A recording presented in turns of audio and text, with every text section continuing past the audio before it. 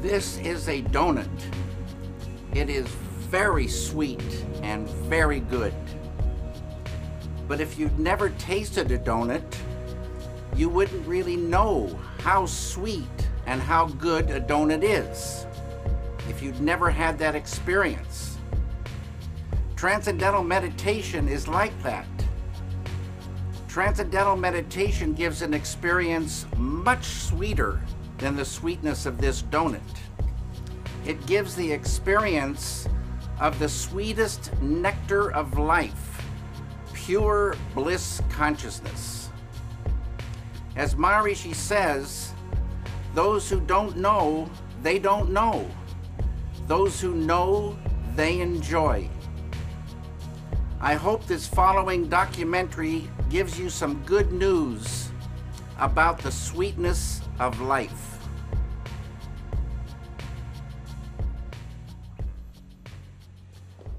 Donc, on tourne en fait là, hein, donc tout va bien. So, David, the Maharishi teaching in your life. Are we rolling? We are rolling. Oh, okay, okay. The Maharishi teaching in your life, how did it all start? Can you tell us the story? Yes.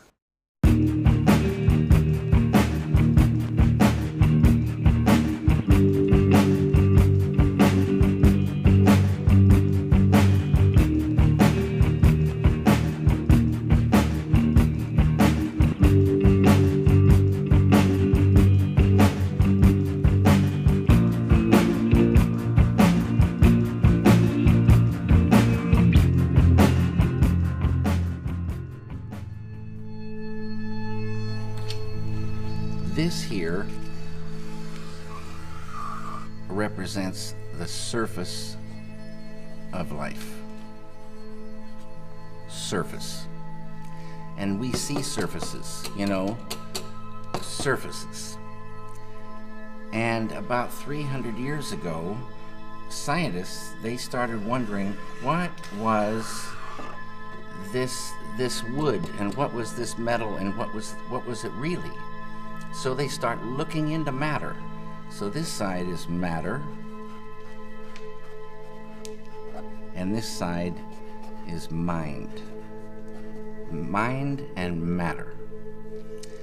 And the scientists, well, they discovered molecules. Deeper they went, and they discovered these atoms. And like I say, they thought that was the smallest particle for a long time. All these things we learn about in school. They went deeper, and they find inside the atoms these little electrons and neutrons and protons.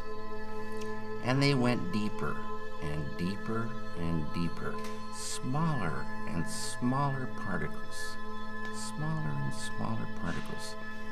They found 4 forces. On a deeper level, the 4 became 3. And on a deeper level, the 3 became 2. And then, about 30 years ago, modern science, quantum physics, discovered the unified field.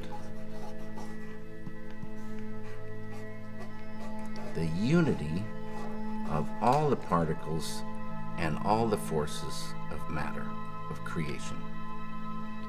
Not only did they discover the unified field, but they found that everything that is a thing emerges from this field of no thing.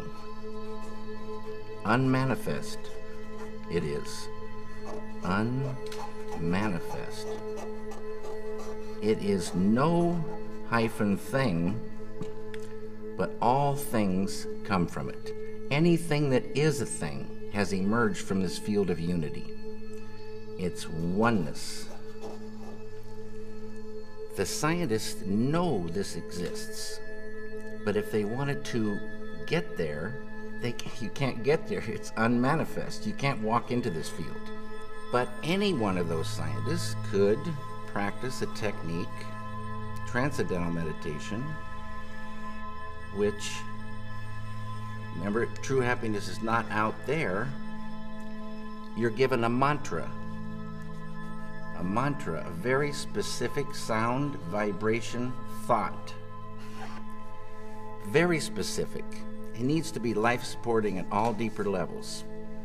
And that mantra that you're given, that Maharishi gives, the key that opens the door.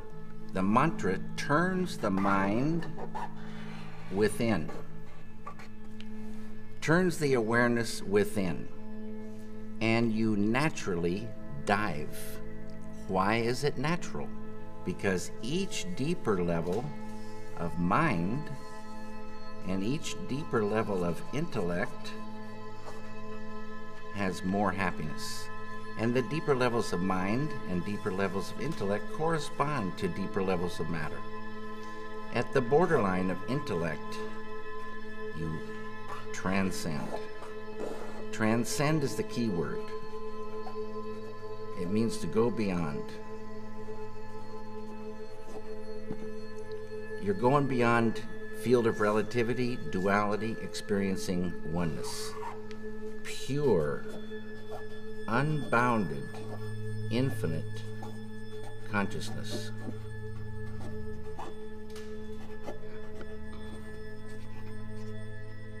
This consciousness has qualities: infinite creativity, intelligence, energy, love, power, and bliss. Dynamic peace.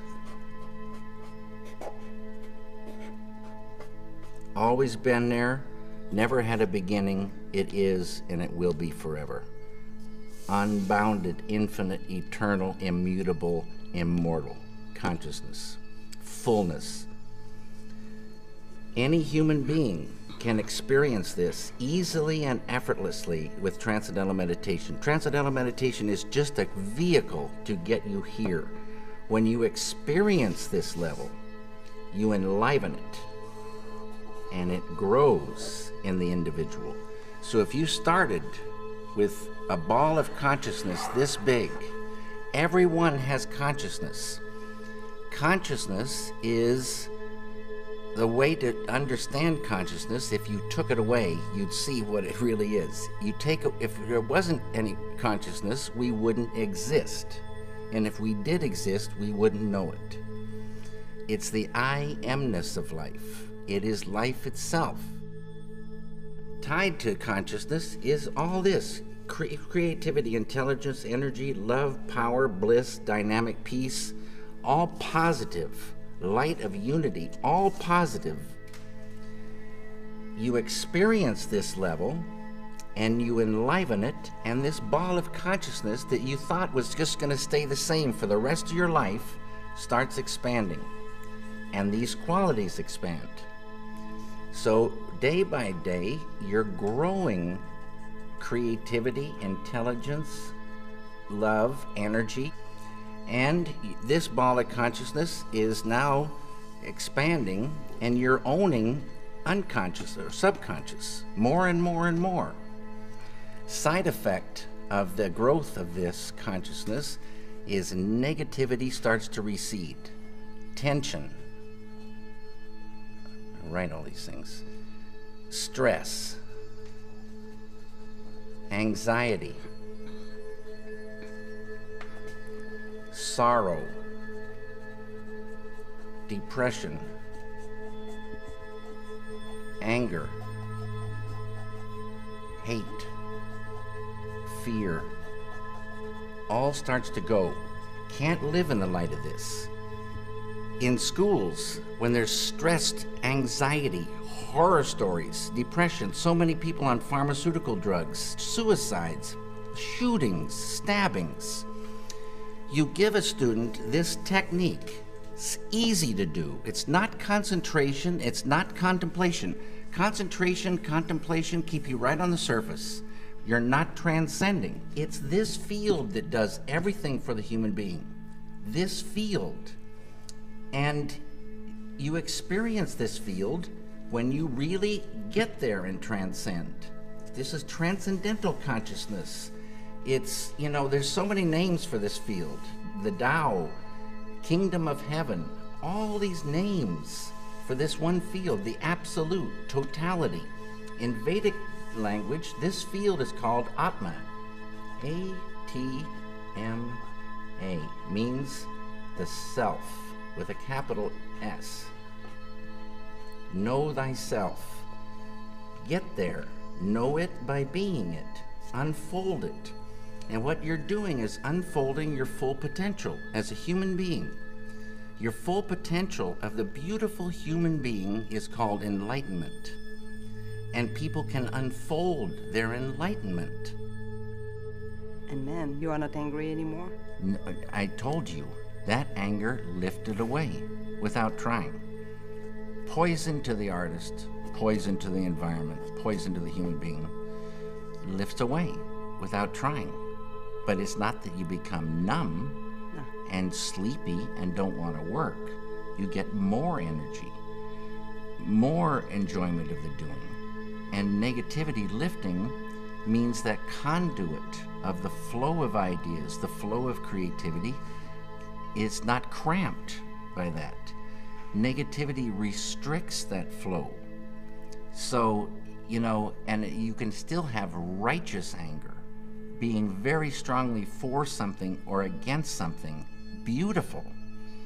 But the kind of anger that is just bitter, just like selfish kind of anger, no one wants to be around this kind of person, and the person's poisoning themselves. The person can't work so good. That's mind control. Negativity is really mind control. Depression controls the mind now. Can't work. Anger controls the mind. You can't work. Sorrow. Some people hold sorrow for years. And you want to visit them and cheer them up, but it doesn't do anything. You get them the chance to transcend and watch what happens. Sorrow will lift away. They'll be back on the road.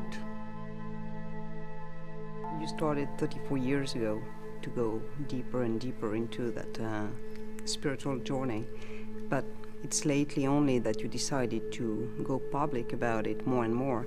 What was the ignition point, or in your life or in the world, that made you want to talk about it? What happened? This right here. Water the Root Peace Creating Group. This one here, I don't know where over there. This is the individual here, and the same phenomenon happens with a group.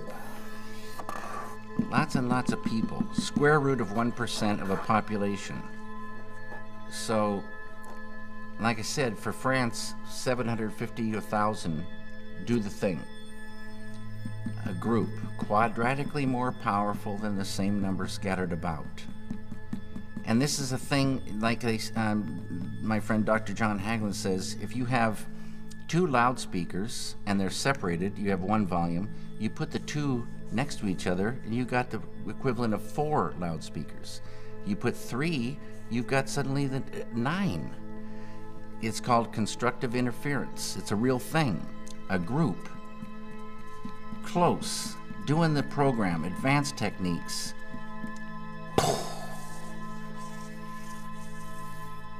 Day by day. Just like when you want to get electricity to the people, you build a power plant, generate that electricity, and they get it. And you want that power plant to stay. They got their computers running, their TVs running, the whole kitchen's running, and day by day, you're generating electricity. Day by day, you're generating dynamic peace. Beautiful thing. Human beings like a light bulb. And we enjoy that light inside, but we also radiate it. We affect our environment. Everybody knows that. You go into a room where there's been a bad argument, the argument's over, but you can feel that thing. You go into a room filled with felicite, bliss, and the power of that is so beautiful to be in. And this group radiates that. Side effect, negativity goes. Enmity and the enemy goes. Without trying. Without trying. Unified field. That's our big, big, big friend. And this is all the thing tied to peace.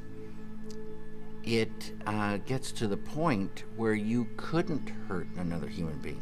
It would be like hurting yourself. This is the way it is supposed to be. It's not the way it is, but it would be so beautiful. But the key is there. This feeling, it just grows and it's real. It's much more real feeling than our world, which is pretty much an absurd joke when, you know, somebody is blowing children's heads off in the name of peace. It's a sadness. It's the old way. And now there is a new way to real peace, and nothing to do with killing. And so it's reached a point where you just wouldn't ever think to hurt another human being. And you travel in real peace. You travel and you meet friends, not enemies. The light of unity destroys the enmity in an enemy, destroys negativity. There's no more enemy.